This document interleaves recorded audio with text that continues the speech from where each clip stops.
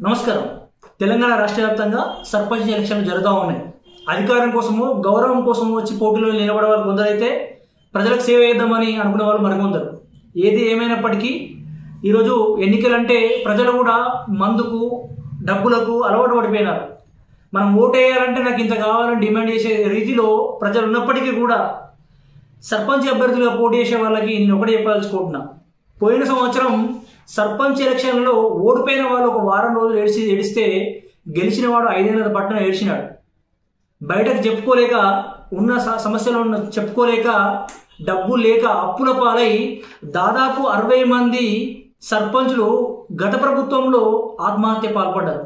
కాబట్టి నేను ఈసారి సర్పంచ్ అభ్యర్థులుగా పోటీ చేసే వాళ్ళకి నేను ఒకటే చెప్తా ఉన్నా, మీ దగ్గర బాగా సంపద ఉండి మీరు బాగా ఆర్థికంగా ఉంటే మీరు ఎంత ఖర్చు పెట్టుకోవడం మీ ఇష్టం. సరే, ఎలక్షన్ లిమిట్ 2 లక్షలు 3 లక్షలు ఉంటుందేమో, కానీ మీకు అధికారమే ధ్యాస అయ్యి మీరు ఆర్థికంగా బలంగా ఉంటే మీ ఇష్టం, మీరు ఖర్చు పెట్టుకోండి. కాకపోతే అధికారం కోసము లేదా సర్వీస్ కోసం వచ్చే వాళ్ళు కూడా ఇష్టం ముబ్బడిగా అప్పుల పాలు చేసి అప్పుల పాలు అయ్యారంటే ఇష్టపడి ఖర్చు చేసి అప్పుల పాలు అయితే మిమ్మల్ని ఆదుకునే వాళ్ళు ఎవరు ఉండరు.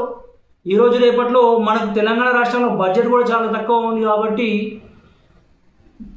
అందరూ చూసి సమాజ సేవ కోసం వచ్చేవాళ్ళు మాత్రమే పోటీలో నిలబడి అవసరమైతే దండం పెట్టే ఓటాడు. కానీ మీరు అందరిని చూసి ఒకరు చూసి పోయి మనం పులిని చూసి నక్క వాత పెట్టుకున్నట్టు మనం వాళ్ళని చూసి మనం మద్యం వంచినా పైసలు వంచినా కూడా మళ్ళీ మనకు ఇచ్చేటోళ్ళు ఎవరు ఉండరు.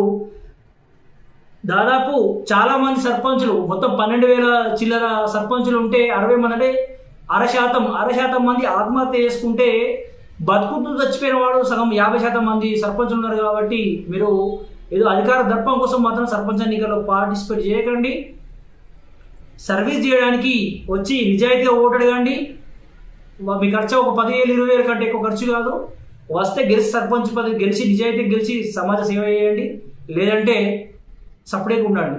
కాబట్టి కానీ అప్పుల పాలు మాత్రం కాకండి, ఆత్మహత్యల పాలు కాకండి అని చెప్పి నేను తెలంగాణ ప్రజల అందరినీ కోరుతా ఉన్నాను, సర్పంచ్ అభ్యర్థులు కోరుతా ఉన్నాను. ధన్యవాదాలు.